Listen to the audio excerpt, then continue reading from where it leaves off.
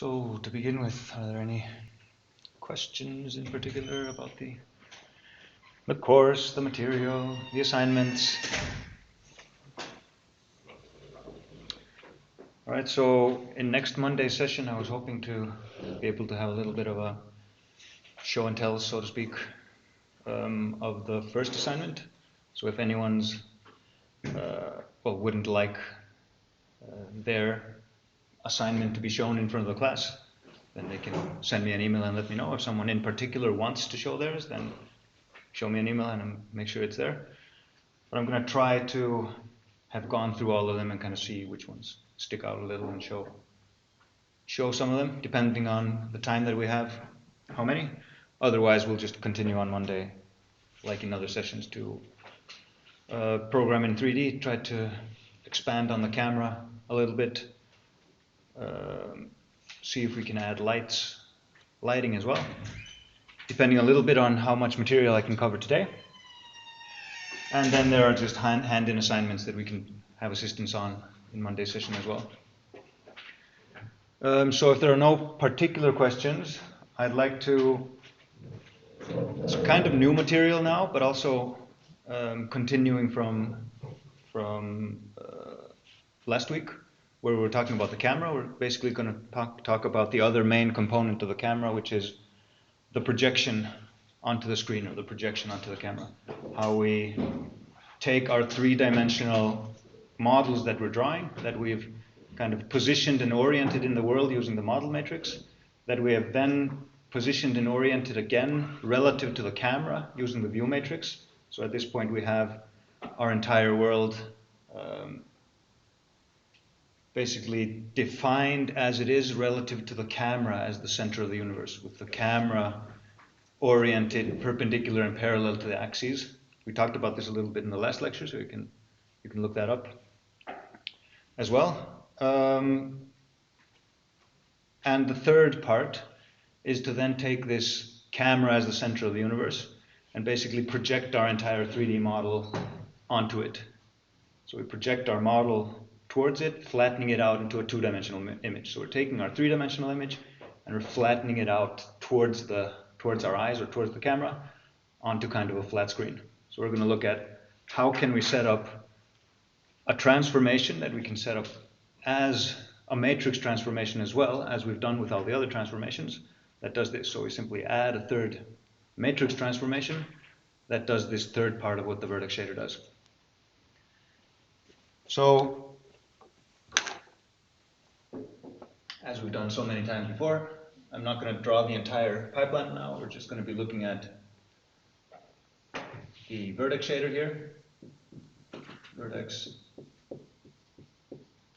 shader, and these main geographical transformations that we're doing there.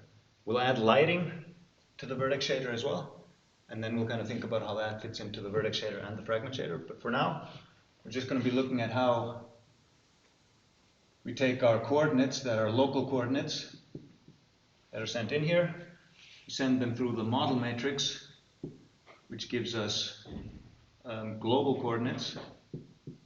So local coordinates in our local coordinate system, which is different for every single model that we draw, just its own local coordinate system, coordinate frame, into the global coordinate system through the view matrix, which gives us what we call I-coordinates, because now these are defined not in the model's own local coordinate frame and not in the global coordinate system, but in the camera's own coordinate frame. We're basically saying this is the same point here in local coordinates, global coordinates, and I-coordinates, but the coordinates are different. And here we have the same point as represented relative to the camera. So I-coordinates at this point, and what we're going to be looking at today is then this part here, going from I-coordinates to what we call clip coordinates. And clip coordinates is basically what we send out of the vertex shader. So we'll talk a little bit better about those when we talk about clipping, and how they're basically formatted in a specific way that OpenGL understands, because this is the type of coordinate that we actually send out of our vertex shader. while we're working inside our own vertex shader that we program, we can really do whatever we want. We don't necessarily have to adhere to these rules, although it's simplest to set up the vertex shader in this way to begin with. However, when we send something out of the vertex shader, it needs to be in a very specific format. And OpenGL needs to understand it so it can perform clipping on it, and so it can perform window to viewport mapping on it, and so on. So what we're going to be looking at here is what we call the projection matrix. There's a projection matrix. Let's have it with a capital P here.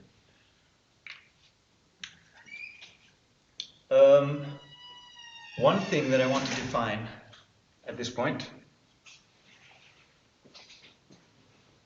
and that is, I want to define our homogeneous coordinates.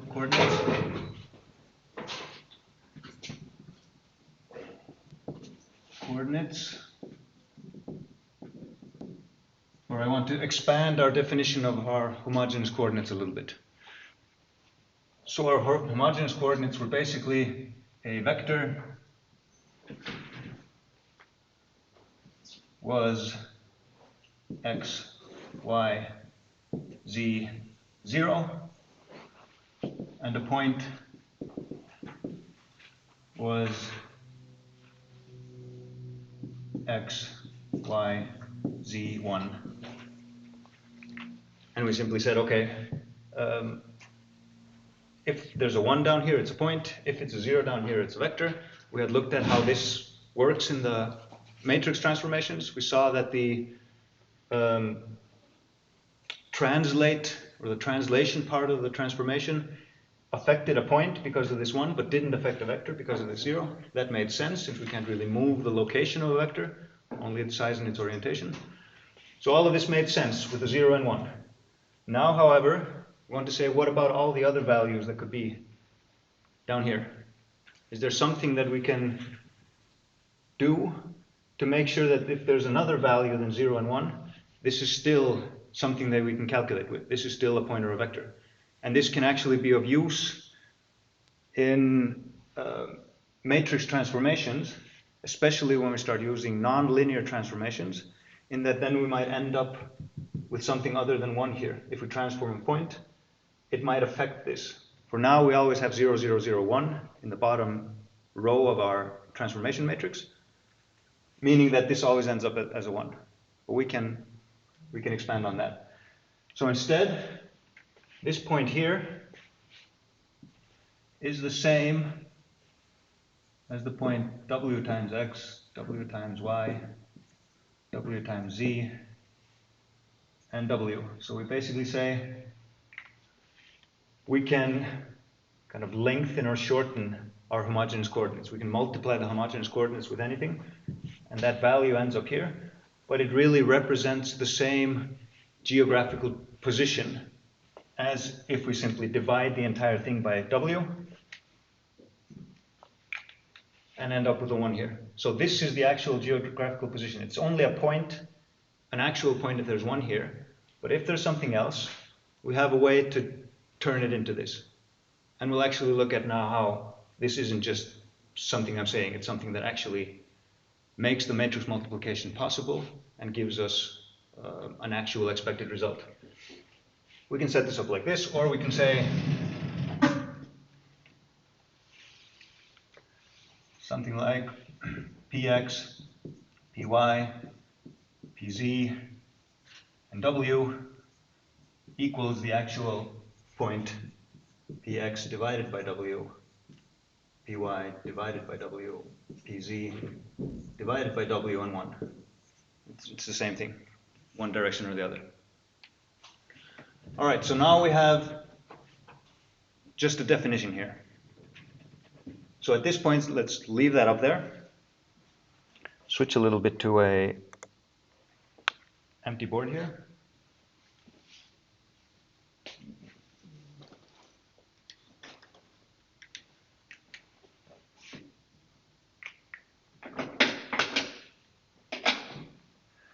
And let's look a little bit at what we're dealing with here in the actual projection.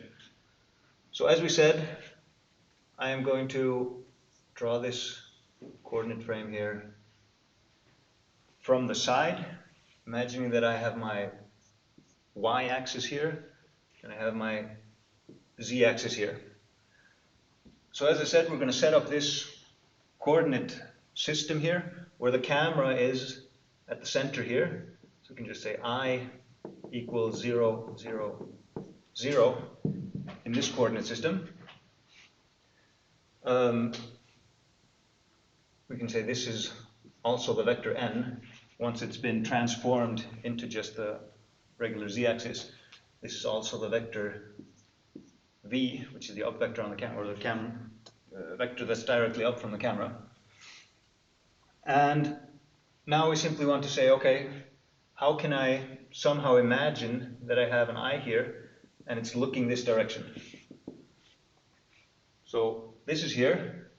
At some point we might have had an arbitrary coordinate frame here with v here and n here. We imagine this camera is looking this direction, and we have this model here. This model has now moved and is in front of the camera as it is here. Everything has been taken and lined up here, so our box is somewhere in front of us. Let's just put it here and erase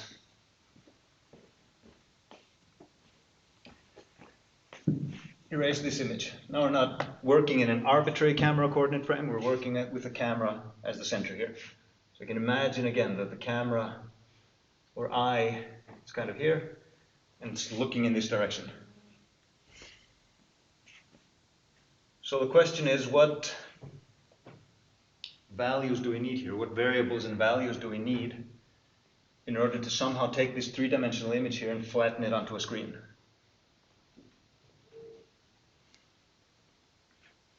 So when we actually define a camera in OpenGL or a lens in OpenGL, we basically we need to tell it somehow how high we need to go here. Basically, what is the upper limit of this screen and what is the lower limit of this screen? We'd like to do it simply with an angle, and we're going to make calculations that allow us to do it simply with an angle. But this angle has to be interpreted in another way.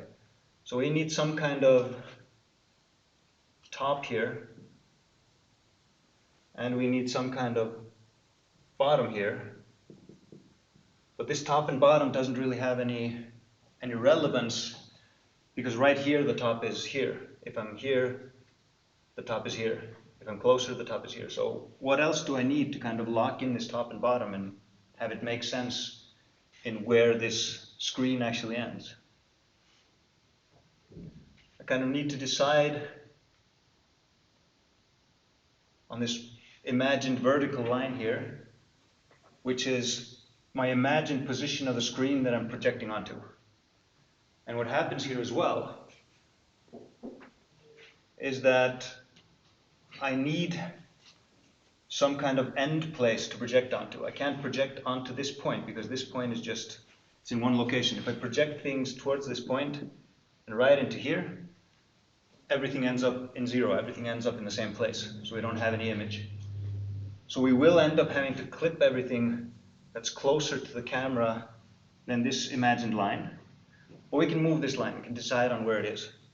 So what we're going to do is we're going to say this distance here, basically along the negative z-axis, we're going to call it n for the near plane. So our near plane is simply a distance from the point 0 to where this imagined screen here is. At this point we can say, all right, if I set the top here and the bottom here, then I've kind of locked this in these dimensions. How am I projecting? I'm projecting towards the eye, but I want to find the point where this intersects. I'm going to project towards the eye here, and I'm going to find the point in this two-dimensional image where this here vertex intersects as well. So you can see if I have something small that's close, and something bigger that's further away, are still kind of going to project close to the same spots, which makes sense in what we call perspective projection, right? We imagine that something that's far away will end up smaller on the screen. Something that's close will end up bigger, even though it is smaller. Really big buildings in the distance are small in our view. If we just kind of look through this imagined window here, inside this window, someone at the back row there is fairly small, someone at the front row, more than fills in the screen. So this is something that we expect, and this is because we're kind of projecting every time in a direct line from the vertex that we're projecting towards the eye, and we're finding where this intersects here. So that makes sense so far. This idea of we want to find some kind of new y value here. So we're basically ignoring x for now. We're just saying, given this value of, well, let's just say p, which actually equals px, py, and pz, we want to find a new y value, let's go along this axis here, new y value, using the original y value and the z value. The x value is really irrelevant. And the reason the x value is irrelevant is because we did the view transformation such that the camera is just aligned with the axes. So the whole part that's width, and that's kind of the x-coordinate of the result and the x-coordinates of the original, we can take those separately, and we can take the y value separately.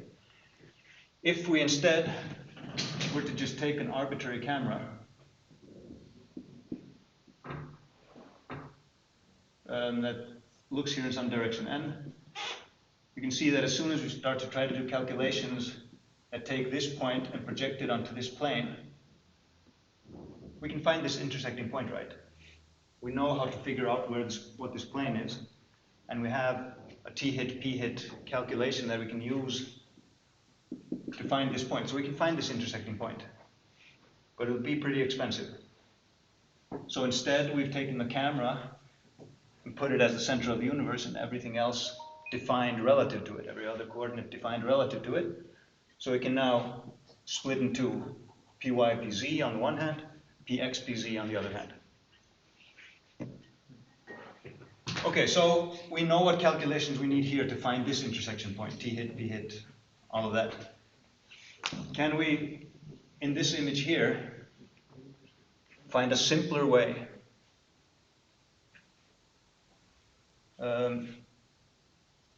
find a simpler way to find our new value y. Let's call it y star, based on these points. If I simplify this image again, just take out some of this stuff. We just say all we have here is the near plane. We have a single point P, which is px, py, pz. We have a single point P. We're not going to use the x value. We're going to project it towards the eye, and we want to find the y value right here. We can call it y starred. So I want to find this value, which is basically also this distance, if we imagine this as the center. Here. So I have this distance here. I want to find this distance. What else do I have? Like, can you see something? Could you use the equation of the line and put n in that equation and then find y? Okay, take the equation of this line. Yes. Okay, I could do that. Take the equation of the line. It goes through 0, put n in there. Can we think of this in terms of even simpler math, like elementary math? Like, we don't even have to think about the equation of a line. Like, are there forms here, forms, ratios, similar polygons, stuff like that we can use? Like, what values do we have? We have py and we have pz. So this distance here, from this center here, from 0 in y, is what? Y. Oh, py. Okay, py, the y coordinate of the point is this size. The y coordinate that we're looking for is this size. N is this size. What about this?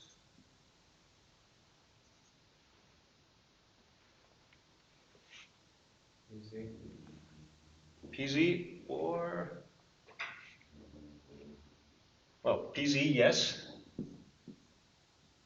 But if this is a length, then it can't be a negative value. It has to be an absolute value. So this would be the absolute value of PZ. But in this case, what is the absolute value of PZ? Like, if we imagine that we're always working on this side of the camera, like the z-axis is pointing backwards from the camera, just like the n vector is pointing backwards from the camera and the camera's local coordinate frame. So we can actually say this is minus pz. Okay, so this size here is a positive number, but pz, unless something is behind here. But if something is behind here, it'll be okay in the calculations, but it's going to be clipped away. You can see that later. It's on this side of the near plane. So our main concern is about kind of what's happening here. Then we build the calculations from that, and we just make sure that things that end up at the other side after those calculations are clipped away. All right, so this size here is minus pz. So we have similar triangles here. Draw that with a different color here. We have a triangle here, and we have a triangle here. Both of these triangles have right corners. So what equation can we put up about this? Like, what ratios will always be the same? The y's and the z's. Okay, we can take it like that, the y's and the z's. So I can say y star divided by py equals what? Z star divided by pz. And divided by minus pz. Yeah, okay, so the near plane is kind of my z star. I'm not really looking for a z star. Everything will end up on the near plane. So we're losing information here. We're taking 3 dimensions and we're stuffing them into 2 dimensions. So n is my near plane. That's the distance in the smaller triangle divided by minus pz. I could also have said this divided by this equals this divided by this. That would simply turn this around and say y star divided by n equals py divided by minus pz. It doesn't matter, because once we solve it for y star, we simply say y star will equal n times, well, let's just have them both on top of here, n times py divided by minus pz. Okay, so now I found the y coordinate in my 2-dimensional image. And we can see that since we're dividing by minus pz all the time, we're kind of taking the distance out of this. The distance will affect y star here, but in the end, no, we're taking away the z value. So we can't really push these back to the correct distance because we've taken that detail out of our data. All right, so if we kind of look at it from the other side, we have this window here, and here we have top, and here we have bottom, and here we have left, and we have right. And somewhere in the distance here, there's this 3-dimensional box, and we're here, and we're looking through here at that box in the distance. But once it's projected onto this, then it's just like I drew it here on the board. It's just flat. Now, somewhere in original 3D model, we have X, Y, and Z values for this. But once it's been projected onto the screen, just like I draw it here on the whiteboard, it really only has X star and Y star values, and we've lost the true depth there, but our image should look as though it has depth in 3 dimensions. And as soon as we start animating this, we animate it in 3D, then we project it onto here, so we get the 3D image. Question is, do we need to solve this again for X? Will anything be different there? Or can I just expect to write this up and say X star will equal what? N times px. N times px divided by minus pz.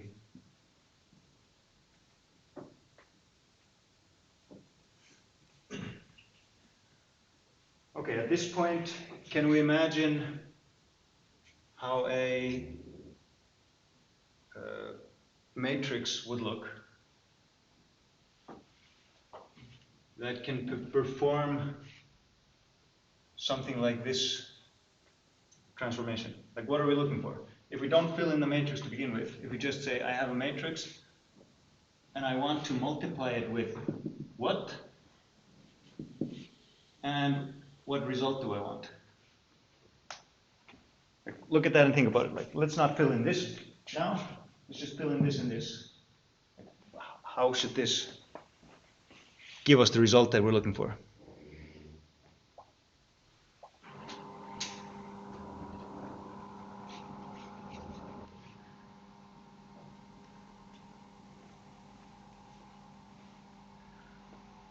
Okay, so what's the point that we're transforming?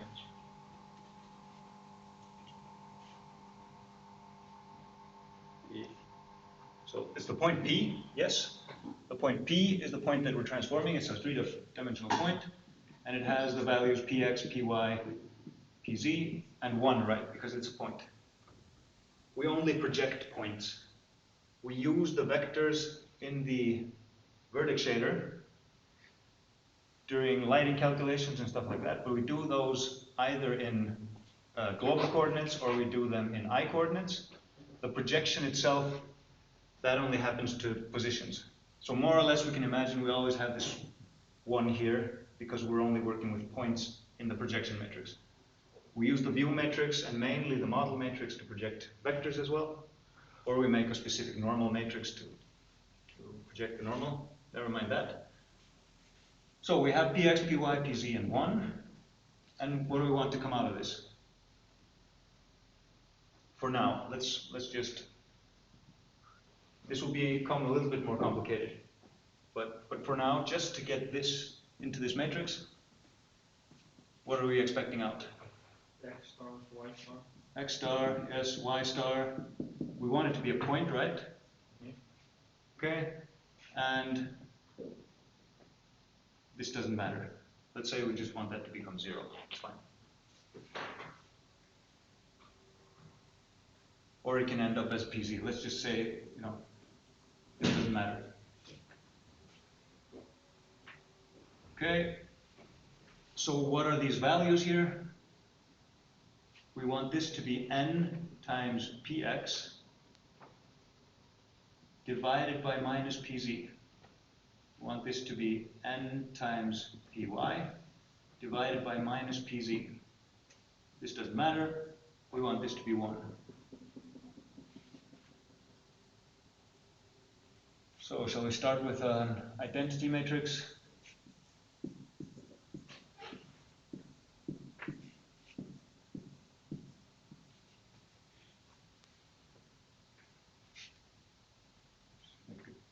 Like that. So how can we get some of this stuff? How can we make sure x will be multiplied with n? How can we put that into our matrix?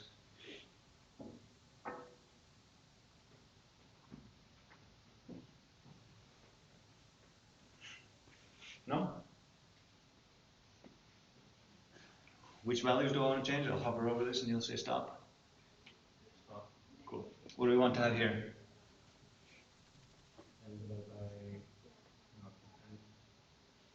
N divided by minus PZ, can we put that in there? Because minus PZ is here. Minus PZ is not a part of this matrix because it's a part of the point that's being transformed. So let's just start with N, right? N will be multiplied with PX. Probably want that here as well, right? Yep. N, we'll just leave this 0, 0, 1, 0. We could actually go further and say 0, 0, 0, and then we'll end up with a 0 here. Just completely eliminate PZ. Let's do that for a while. It doesn't matter.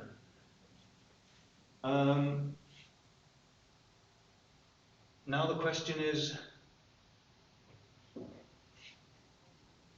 how do I get the minus PZ here? And while we were thinking about that, did anyone look at the other whiteboard here? And kind of look at these things, like how can we divide by something? If we want our final result with a 1 down here to have a division in it, what do we need to do? Like, how does the result need to look? We need something here, right?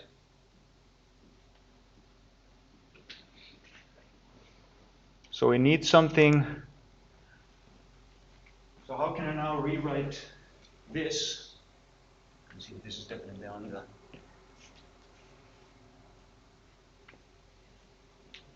just make it really big so you can see it on the screen. So how can I, this minus PZ, it's divided. How can I put that, say this is the same point in homogeneous coordinates that represents this. Like where would I put the minus PZ? To the 1. Here. Okay, so if I say minus PZ here, then this doesn't matter, this can just be a 0. This would be what? N times px, right? This would be n times py. So n times px, n times py, 0, minus pz equals n times px divided by minus pz. So we simply divide through the whole thing by this, giving us a 1 here, but also other results here. So now the question is, in our matrix, what can we change to get a minus pc here instead of the 1?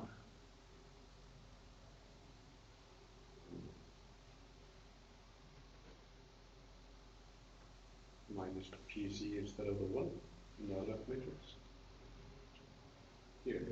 I can't put minus pz in here because minus pz is part of the point that I'm transforming. This transformation matrix needs to be able to transform any point with any pz and any px and any py. The left of the bottom right corner is supposed to be negative 1. So here, Remove the 1 from the bottom right corner. okay, what happens now? So our final value here will be 0 times px plus 0 times py plus minus 1 times pz plus 0 times 1, which gives us minus pz. So if you do this kind of in the other order, which is the way it usually be calculated, say, okay, this here gives us certainly n times px, n times py, 0, minus pz.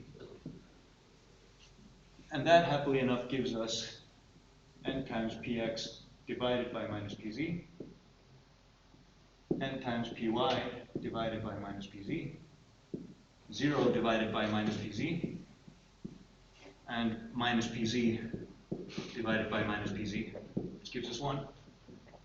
So we have x star, y star, 0, 1, which is an actual two-dimensional point.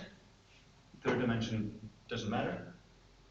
We'll work with this third dimension. We'll put a specific thing in there. It's kind of weird, but we can use later on. We lose the actual depth, we lose the actual z value. We've got the x and y values for this particular point on our two-dimensional window. So now we have something that can be sent into window to viewport mapping, right? What we have is we have some window with a left, right, top, and bottom, like window left, window right, window top, window bottom. We worked with that in window to viewport mapping. We have some values x and z, no, x and y here. So now we have what we need to put this on the viewport and actually display it on the screen.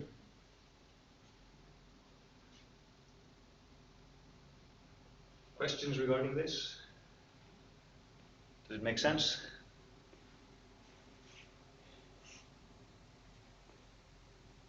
Do you feel that this has a purpose? So, yeah. We have a way to go from our 3 dimensions into 2 dimensions. So if we go back to our ever fun vertex shader here, or the OpenGL pipeline, you see that these global coordinates are 3-dimensional and kind of continuous coordinates. Continuous. We have our I coordinates, also 3-dimensional and continuous. Obviously our local coordinates, 3-dimensional. What I mean by continuous is basically they can be any floating point value, they can be any real numbers. Once we go into discrete values, we're really starting to work with pixels on the screen. So at this point we're still in continuous coordinates. The clip coordinates, however, are 2-dimensional coordinates, and they are 2-dimensional continuous coordinates. So they're still continuous coordinates, they're still kind of all over the place, they can still be any real number. But we need to add some things to these. And actually, after we send something out of the vertex shader, a lot of things will be added to this. So the coordinates themselves are just 2-dimensional continuous coordinates. But we kind of add these little values and variables to it. For instance, if we do lighting calculations in the vertex shader, or if we just do part of lighting calculations, and kind of calculate a normal or a vector or something. We take a normal and we multiply it with a model matrix, and then we send it on for something else to be done in the fragment shader with it. We have something like that, a normal or lighting information, or we have a color if we finish the lighting calculations in the vertex shader. We have some color that we calculated here, kind of hook that onto this. And one more thing that we kind of hook onto this is we hook onto this a z value or pseudo depth.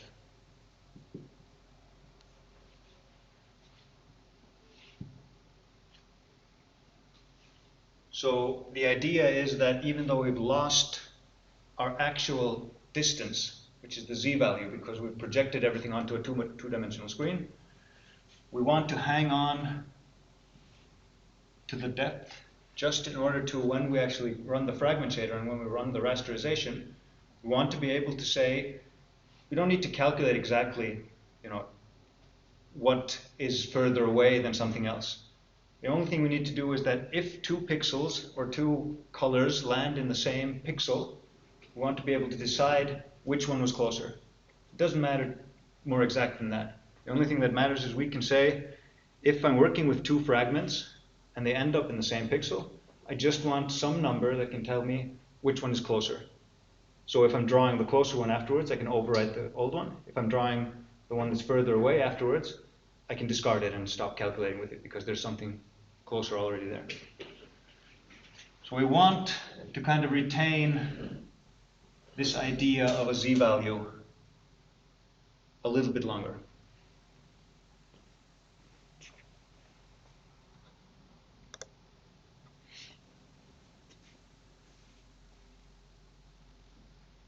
So yeah, I think we'll take a break before we go into the value that we're going to add, but what we kind of want to add is z star as well. And just food for thought before the break, we want to be able to calculate it in the same matrix multiplication as we calculate X star and Y star. We simply want to do this because our graphics hardware is optimized to do matrix multiplications. We're doing this 4x4 matrix multiplication anyway, even though these rows are empty. That's what our graphics hardware does. Everything that we can put in a matrix multiplication will be a 4x4 matrix multiplication times kind of a 1x4 column matrix. So since we're doing one anyway, why not stuff some more variables in there and do this calculation for the pseudo depth? You know, then we're actually adding a calculation without adding any time, because we're doing this matrix multiplication anyway in graphics hardware, which is optimized for exactly that, so it's super fast. So yeah, that's kind of the idea. Number one, think about what could this variable be, what could this value be that tells us whether something is closer to something else. The obvious thing being just the z value. That would be super simple. But how can we get a value that's relevant using this as well? Anyway, let's take a short break. Let's just take 5 minutes and continue with these ideas.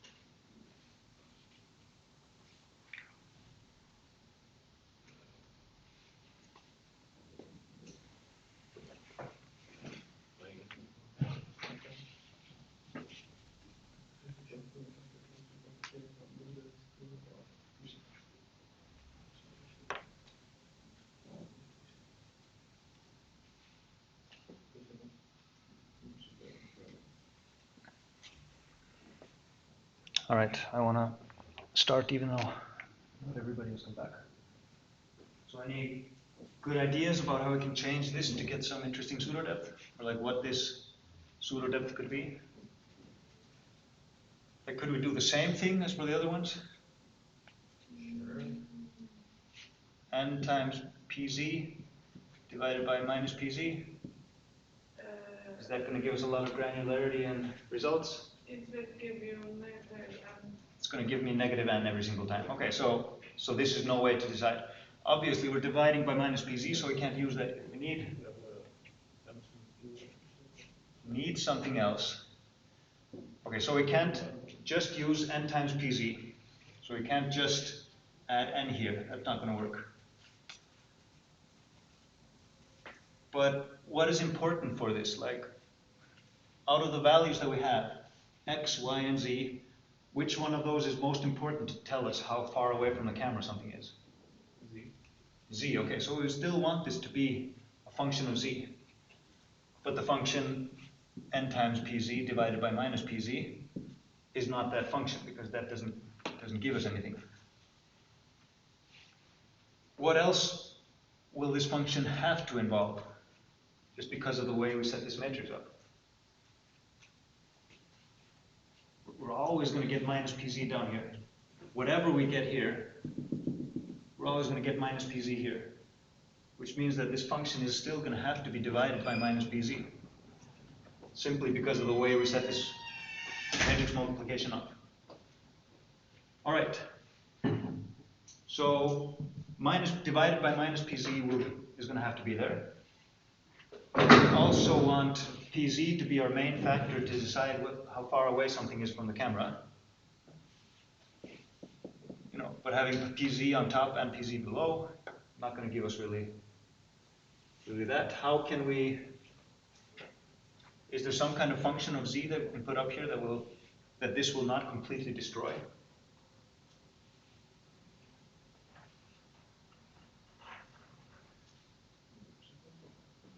Like some simple function that's also calculable from this.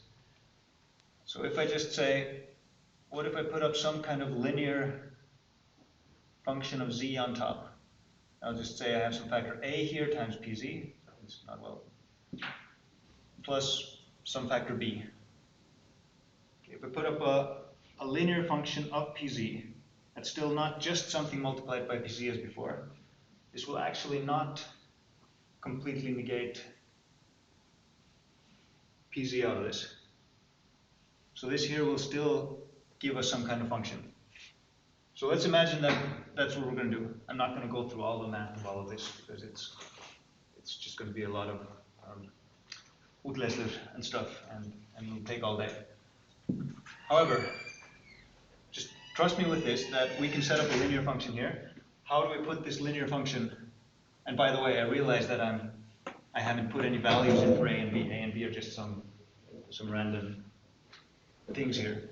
But how can we put a and b into the matrix so that we end up with a times pz plus b divided by minus pz here, which is what we actually want for our z star.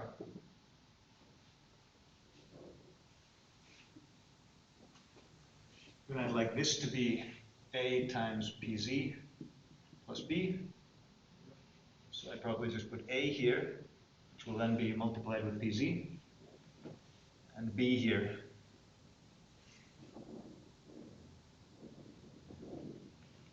I am going to erase parts here now.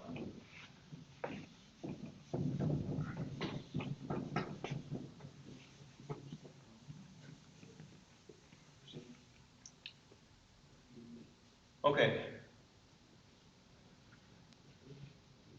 So this function a times pz plus b divided by minus pz. It's a linear function up top, but this is not a linear function. If we draw it here, let's just say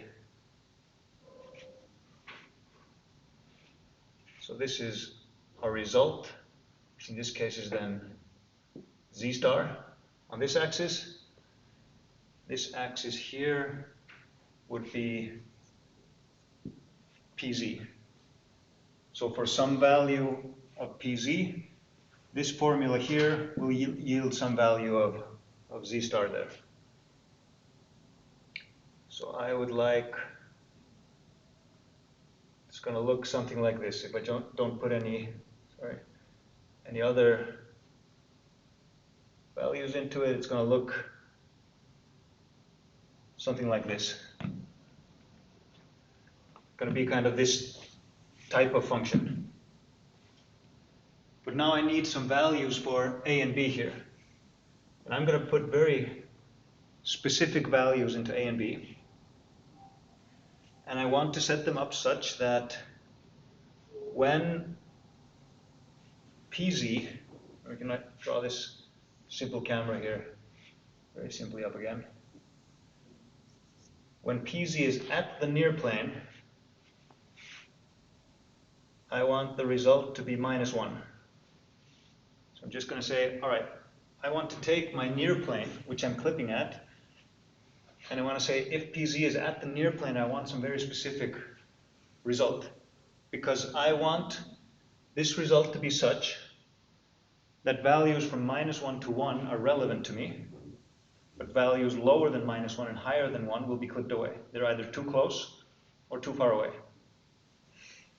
So I'm simply going to say, yes, something that's at the near plane will get the value -1. Then I'm going to say, well, I want the value 1 here to come from some particular value here. This would be the near plane of pz, and we're going to call that the far plane. And now we could ask ourselves, is there any reason for a near plane and a far plane in this? The reason is simply that if I want to keep values in a buffer where I have a value for every pixel in my image, that is this pseudo depth value, this kind of imagined depth value, I need this series of values to start somewhere and I need it to end somewhere. If the far plane is endless, then I don't have a cap on this set of values. Long ago, it would be common for depth buffers to maybe just be 8 bits, even smaller. So you have an 8-bit depth buffer, that means you have 256 values for depth in your image. So that means you have to take the depth values that are important to you, and you have to make sure that there are only kind of 256 of those, and you have to kind of distribute those values on 256 values, or just distribute those locations. You can see that it might be common for something that's here and something that's kind of really close to it, some other object, because we're kind of discretizing these values. So even though they have a different actual true distance, they might end up with the same pseudo-depth value, right? So we actually need to say, there's a near plane, and in these calculations, when we're still in continuous numbers, in real numbers, I want the near plane to yield a pseudo-depth result of -1, and I want the far plane to yield a pseudo-depth result of 1. So I'm working from -1 to 1. When we put this into the actual buffer in the end, in rasterization, when we put our depth values for each pixel into an actual pixel to store it there, we need to take these values from -1 to 1 and we need to distribute them over whatever bit depth we have. 256 values if we have an 8-bit depth buffer, or Z buffer. If we have a 24-bit Z buffer, yes, then we have 16 million values. That's great. But we have to somehow distribute them. If we have few values, you can see that this one could possibly get the same value here, and that gives us what's called Z buffer fighting. Anyone here has heard of the term Z buffer fighting? No? All right. So for instance, if we look at a three-dimensional image, let's say there's a thin wall that we're drawing. Very soon you can actually yourselves kind of make this Z buffer fighting happen and just see what it looks like. We have a wall. It looks like this. It's very thin in this dimension. So this here is turn towards us. Let's say there's a light close to us, so this will be really bright. The side on the other side, it's the back side, it'll be darker. But for whatever reason, because they're so close here, we get something that looks like this, kind of dark, diagonal, weird lines that kind of run through the image. And as we move around, they kind of move up and down. Have you ever seen this in a computer game? Like these weird diagonal lines kind of flowing through the image. And it's simply because this is so close to this, depending on the depth resolution in the system that you're working with, that instead of saying this one is further away and I'm going to throw it away, maybe it was drawn first and then you get a value here and it says, okay, this one is just as close as the other one. I'm going to stop doing anything with this one. So I'm not going to render the side that is actually closer on top of the other one because they both got the same value. So even though we know that one is closer than the other and should be rendered on top, the system doesn't know. So it rendered the one that's further away first. The one that's closer just got the same value, so the system just throws the pixels away. It does it pixel by pixel though, so some of them might experience z-buffer fighting, some of them might not, and then you get these kind of flowy, weird lines. So that's how z-buffer fighting looks. The reason is this: between -1 and 1, we distribute these values equally. Between near and far, will those values be distributed equally? Like if you look at the way this function is, the result will end up here between -1 and 1, and it gets distributed values equally. But if we kind of take these values and say, what value did they give here? They're not really distributed equally, right? The distance between them is getting further and further as we go closer to the far plane. What does this mean? What does this mean for kind of our z-buffer fighting? Is it more likely to get z-buffer fighting at some place in our 3D model?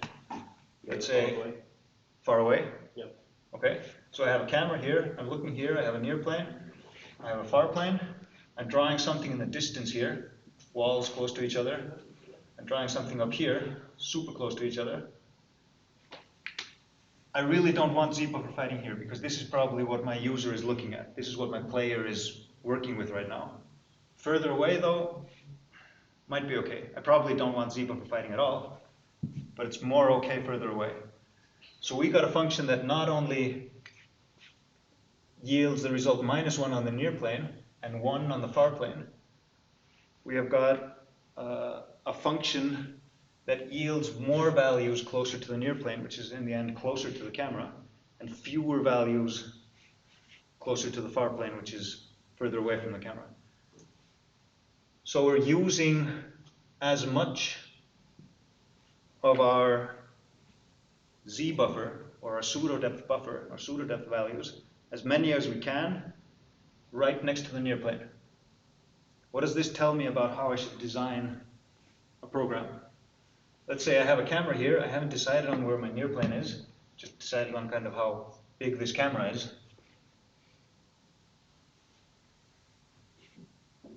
Like, where would it be smart to put the near plane? Before you learn this, and it happens to all of us, I did it myself, I just thought near plane. If I don't want things to clip, because the near plane clips, I just want the near plane as close as I can put it. So I'll put the near plane to 0.000001 or something. And then I'll put the far plane to 1,000,000, or more, just somewhere way in the distance. And I'll just say this means I won't get clipping. What have I done with all my z-buffer values? I've kind of stuffed probably more than 3/4 of them before anything is drawn in my model, and then I'm just left with very few values, someplace up to 1,000,000. So where would I want to put my near plane? What would be like a nice rule of thumb for a near plane? As far away as I can possibly put it? What does as far away as I can possibly put it mean for a near plane? The furthest object drawn. Yeah. So, no, the closest object drawn. Oh, yeah. So as far away as I can possibly put the near plane without clipping means as far away as the closest object drawn. Right? In a complex system, you might actually calculate the near plane every frame and actually find out what is truly going to be the closest object drawn. Usually you'll just say, okay, where in general, am I drawing? Like if you imagine that you're some player and it's a first-person shooter, like where is my collision happening? What is the distance from the camera where things in my view will kind of stop me? So if I have collision, that means I can't walk closer to this table than this, then probably that is a nice place to put the near plane, right? Still have to think about things like, if this is the radius, I can't get closer to stuff. I can't put the near plane in that distance because the near plane and camera, their relationship is like this, which means that now I can walk into a wall here, the near plane will go past it and it will clip. So I have to make sure that it's inside. So basically, I can go ahead and say, what's the radius that I can go closest to things? Number one. Number two, what's the angle of my camera? And if I have that angle, I can use a tangent or something like that to decide where will these values here hit, and then kind of stick my camera there. It'll look more natural if we just put it up around the x-axis. But anyway, we're actually not tangent, probably the cosine times n, something like that. You can figure that out. Cosine of the value, cosine of the half the angle times n will be a nice place for your near plane. Or no, sorry, not times n, times the radius. So your collision radius times the cosine of half the angle would more or less give you a nice near plane. So rule of thumb, near plane as far away as you possibly can. What would be a rule of thumb for the far plane? Is that as simple?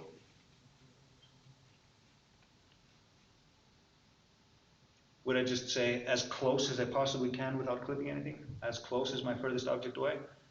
That's kind of what you want to do at first. But then you start thinking, if there's actually an object drawn here, right at the end here I have so few values that I'm almost certainly going to get z-buffer fighting if I take the far plane right next to them. So it might actually be nice to put the far plane like double that distance, something like that. Given that we have so many values here, if we double the distance, yes, these will be a little bit fewer. But we can work with the far plane a little bit and just see how much detail do I need. Other things you can do is you can set up a different camera for your background and objects and foreground objects, so you can have a further near plane and far plane. You do all kinds of stuff. However, if you change the near plane and far plane, if you change the projection between drawing two different models, then the pseudo depth values won't be comparable between them. So you have to make sure that everything you draw in one camera is definitely further away than another, and you can just clear the depth information and start over and just draw on top the closer things, draw on top the closer things. This is one possibility, but yeah. So near plane is far away as possibly, far plane is close. But now I'm simply going to give, I'm going to have them on the screen here so I completely make sure that I don't write this up wrong. Simply going to give the values for A and B that give this result. So A equals minus far plane plus near plane divided by far plane minus near plane. B equals minus 2 times far plane times near plane divided by far plane minus near plane.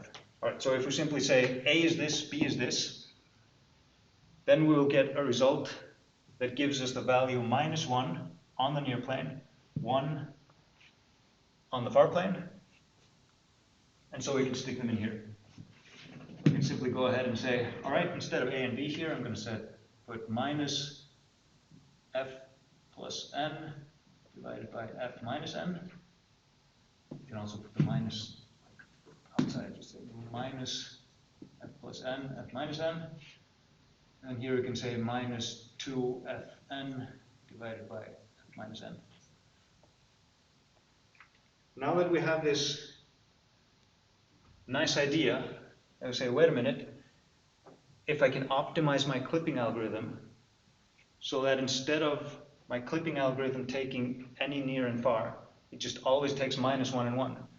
Because this matrix multiplication that I can use to calculate my pseudo depth, I've already incorporated this kind of extra transformation that takes all my pseudo depth values and sticks them from -1 to 1. Make sense? If I can use that to optimize my clipping, can I do something similar in the other dimensions? Can I say, all right, maybe I want something a little bit more complex than this, especially if I can add an extra transformation inside a transformation matrix that will be calculated anyway, it will be multiplied anyway.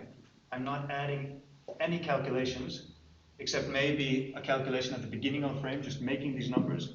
But after that, every single vertex that goes through is calculated with this anyway.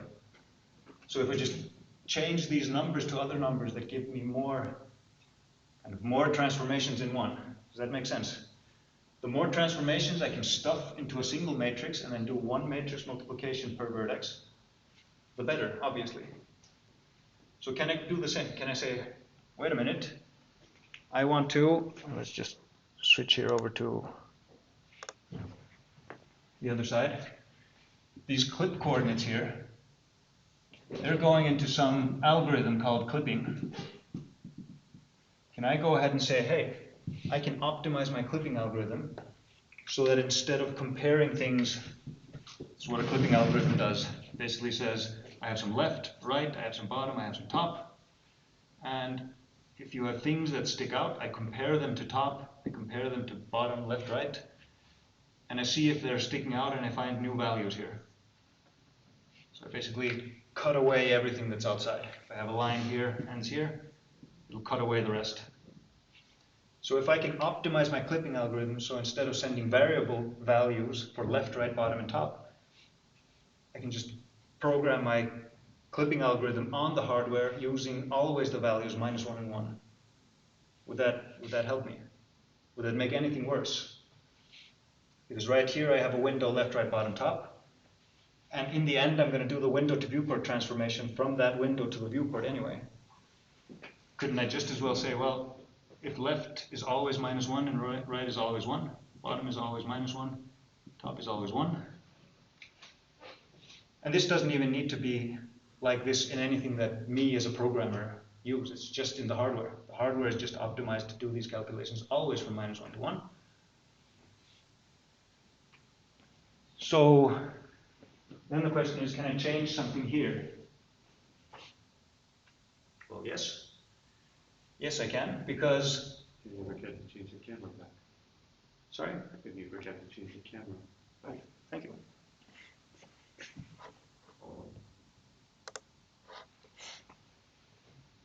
So this is really simple here, and this actually doesn't take into account when we're looking at our camera here. I have a camera. This is just looking at the near plane. This isn't taking into account the bottom and the top at all. It's just projecting things onto the near plane. It could be a thing that's outside here.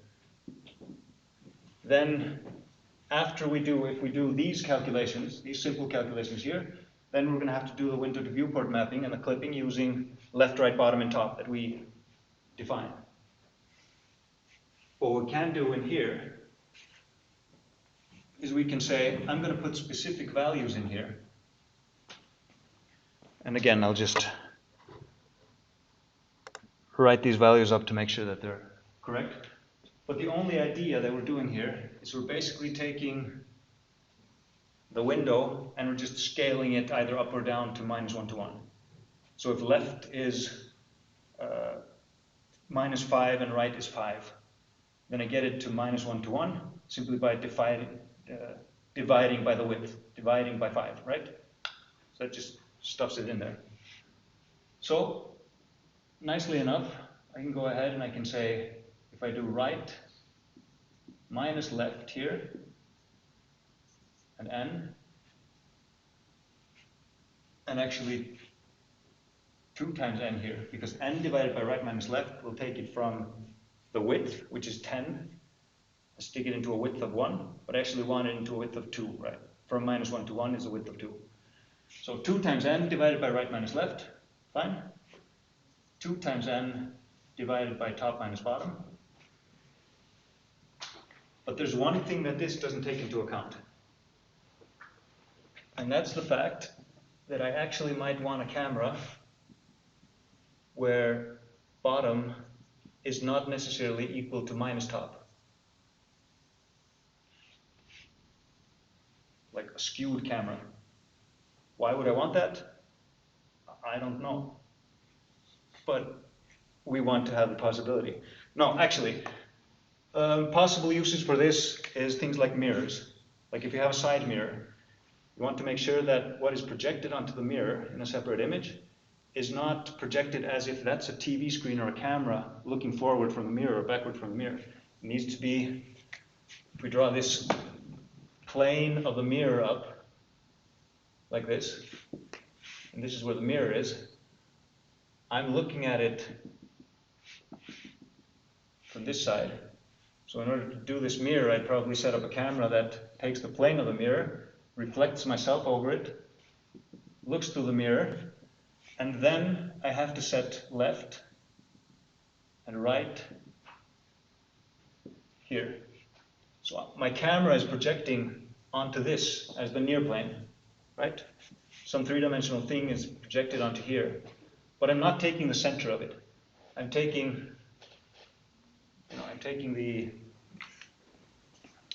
the part of that plane that I'm actually looking through. So it's most obvious in the case of the mirror, but you can just imagine that sometimes the plane that you're projecting onto is not, or you're not looking at it as a center. It can be you're looking through some kind of window and you want to render what's outside the window, not by rendering everything with a hole there, but you actually want to render what's on the window and then kind of project it onto there, because it might be cheaper, or it might look nicer, or you need different lighting from the rest of the stuff. All kinds of things, but mirrors kind of most obviously. You have this plane, which is your actual near plane that you're projecting onto. You're looking through this mirror, but you're not looking through the center of it. So our camera here, we have a near plane, but the part of the plane that we're looking through, the mirror, it's, I'm not always, when I'm looking in the mirror, standing directly in front of that mirror.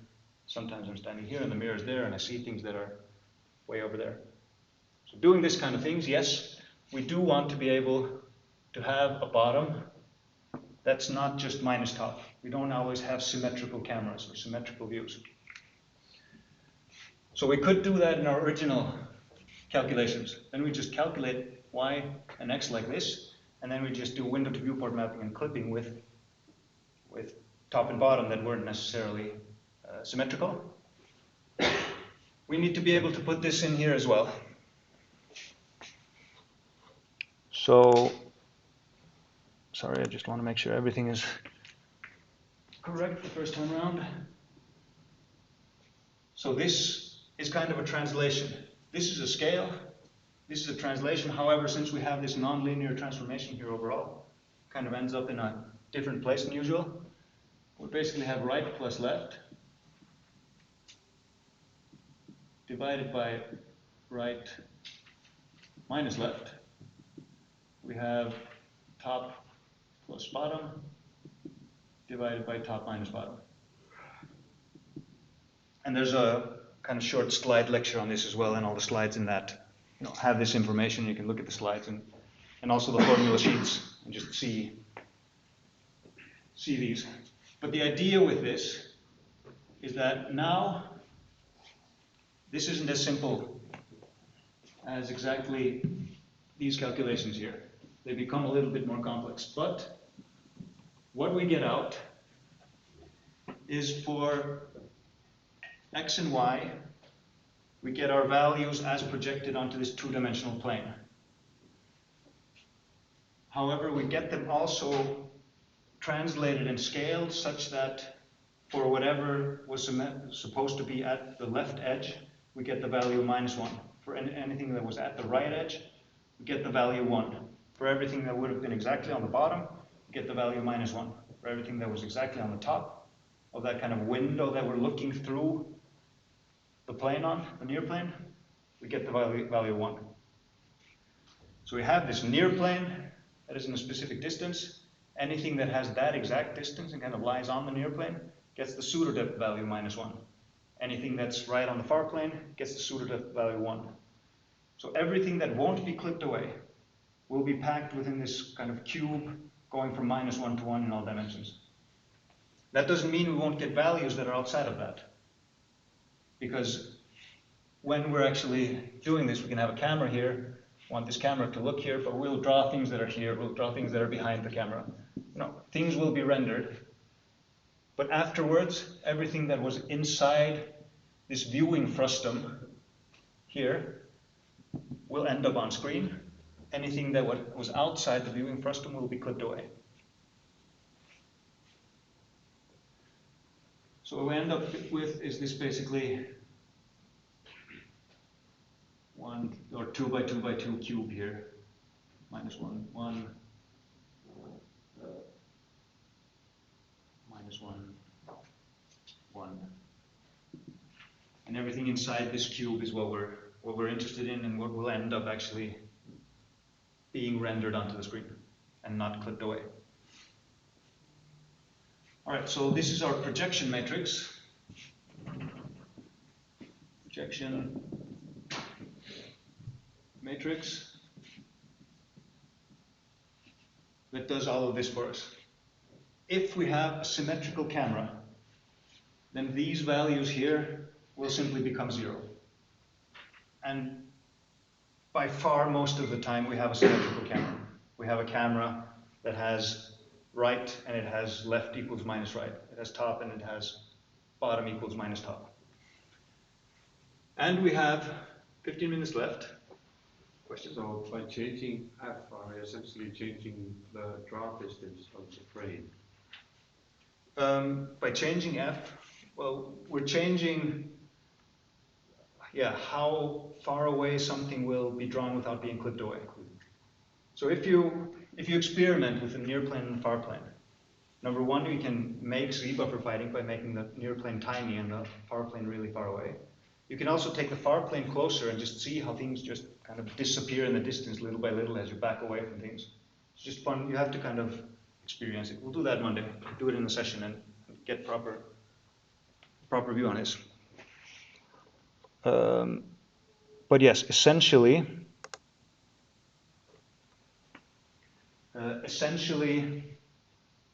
when you're changing the far plane, you're changing the rendering distance of the furthest objects that are away. Like how far away can something be and still be rendered. But in the end, it ends up like a cube here. It was this frustum basically being like a pyramid that the top has been cut off of. Okay, so that's a frustum. So that's kind of the three-dimensional shape that encloses all of what will end up on the screen. But that frustum has been taken and packed into this cube that is 2 by 2 by 2, centered in 0, 0, 0, and aligned perpendicular and parallel to the axes of the coordinate system. So that's what we use to clip in the end. So yes, we have a few minutes left, which I wanted to use to look at how we can set up one such camera with simpler numbers. So what we need to make this projection matrix is we need far, near, bottom, top, left, right. And this poses problems for us who just want a quick camera. Again, like we talked about with the view matrix, a director, what does he want? He wants to just say the camera should be here and it should look at that. And then there's a general up direction. Same for this. Does the director want to say, or you as a programmer, with the near plane and far plane, it's not quite like the movies anymore, since we have these clippings. But still, does the director want to say, well, at the distance of 3 meters, I want the left side of the frame to be 4.3 meters from the center, and here. But at the top, I want it to be 2.3 meters from the center up and minus 3.6 down. Does this make sense as a way to say how I want my projection to happen? So as programmers, what would you like to do? Like, it's pretty tough to say, all right, at the distance of this, I want top to be here and bottom to be here, right? And even if I've calculated that and I've got a perfect camera, and then suddenly I realize my near plane is too close and I'm clipping things, I need to move the near plane further away. What happens if I don't change top and bottom? Suddenly it's a completely different camera, because the same top and bottom for a different near plane make kind of a tighter lens angle. So what would I like to be able to say about my camera? Like, what do you feel? Yeah, you'd like to say, I want my camera to be this wide. What number would you use?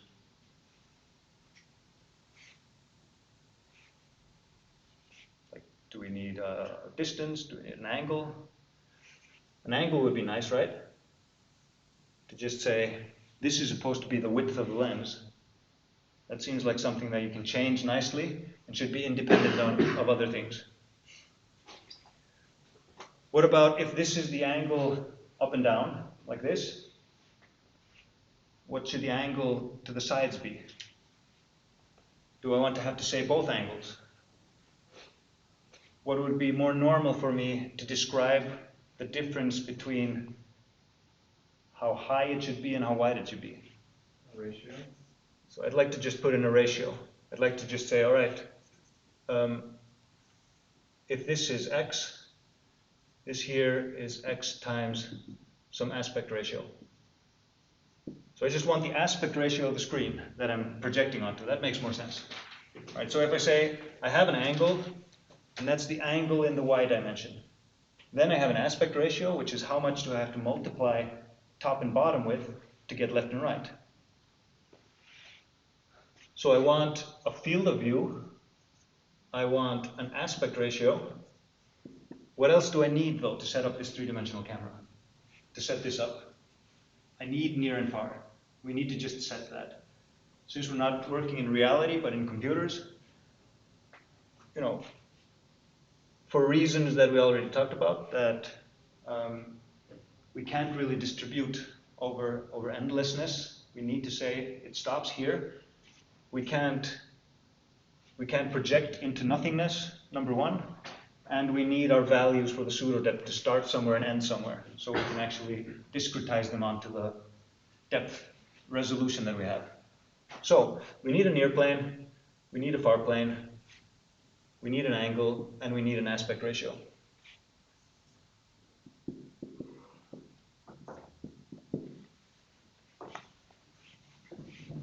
So now the question is, just like we originally said for the view matrix, it's nice to make a function, an operation that says the camera is here and it's looking at this point, and this is the general up direction of my world. That's really simple to set up, but then we need some calculations that translate that into what we actually needed, which was the true I, U, V, and N coordinate frame of the camera. Let's go to similar thinking here and say, I have the field of view, the aspect ratio, the near and the far, but I need these things. I need near, far, bottom, top, left, right. So from these things, field of view being an angle, and you just have to decide whether you use your field of view in degrees or radians, but you have to be consistent. OpenGL usually kind of historically has used degrees for their angles, both in rotations and in the field of view.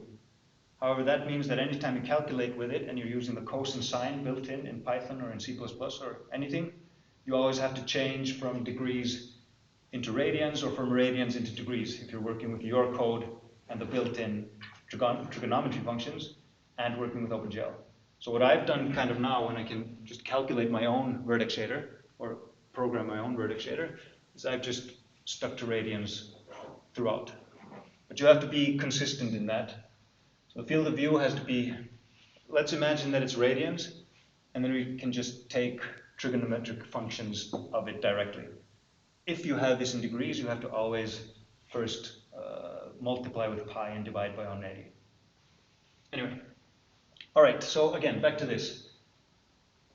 Out of these things here, which one is really simple for me to set? I need near, far, bottom, top, left, right. And this is what I get. This is what I send into my function set. It's called the function set perspective. And the function takes field of view, aspect, near, and far. So I get these variables. I need to set my, let's say, self dot something equals self dot something. You get the point. I'm setting my inner variables. So let's imagine I have an inner variable in my projection matrix class that are called left, right, bottom, top, near, and far. Which ones can I set really quickly? Near and far. All right, near and far. Cool. Which one can I set next?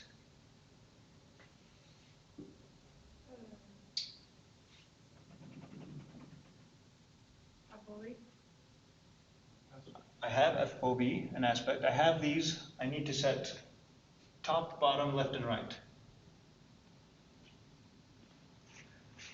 Let's look at a unit circle here again, which would be 1, but let's change that into a radius n circle. So I have this angle here, which was my FOV. I have that. I want to set up a camera that has near here. So I want this value here for top, right? How can I calculate this value for top? Like, you remember what this value is in both dimensions. This is cosine. Does anyone remember what this is?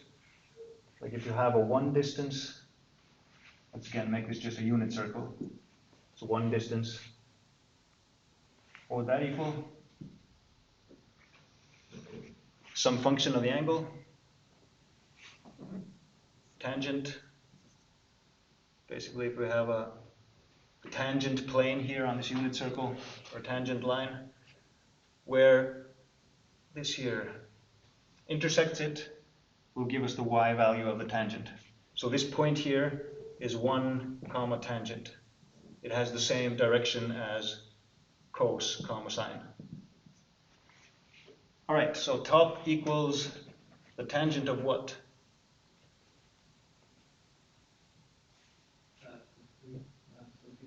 Yes, field of view halved. Okay, so that's the next thing we can do here. Self top equals the tangent of field of view divided by 2. What can I very simply set now? So bottom will be what? In this symmetrical camera? Minus top. Minus top? Or minus self top then, if we want to have this correct programming code. All right, what can I set next? Right. What's going to be the value of right?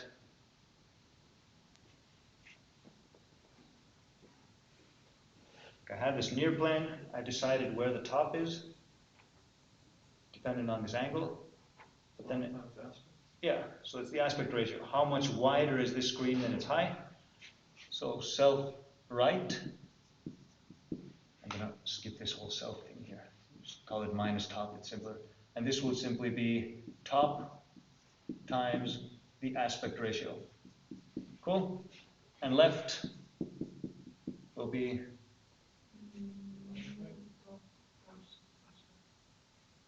minus top times aspect, bottom times aspect, or just minus right. All of those are correct. Just decide which one you think is the least calculations and cheapest. So left equals minus right.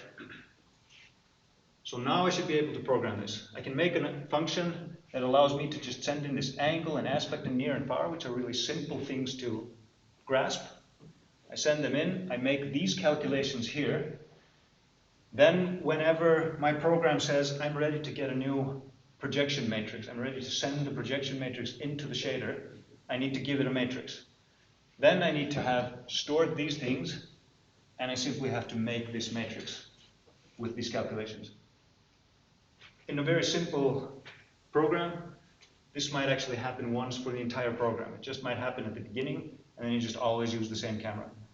If, however, you have things like mirrors in a car game, you have kind of different views, you have a first-person view, but you can also switch to a top-down view, third-person view, things like that, then you might be switching cameras. In some cases, you might actually have kind of integrated viewports here that have some other view. So you have a left view and a right view and a main view.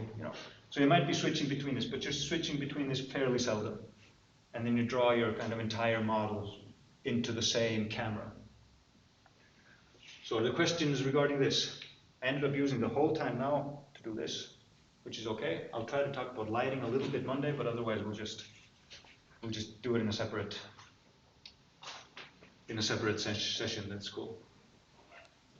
Lighting needs more time than just the final few minutes of this lecture anyway. So, if so, I'll see you Monday, and we'll really set up cameras, set up, cool objects, and get three-dimensional stuff going, and also have a little bit of a show and tell with the two-dimensional programs that you already handed in. So let me know if you want to make sure that yours is in there.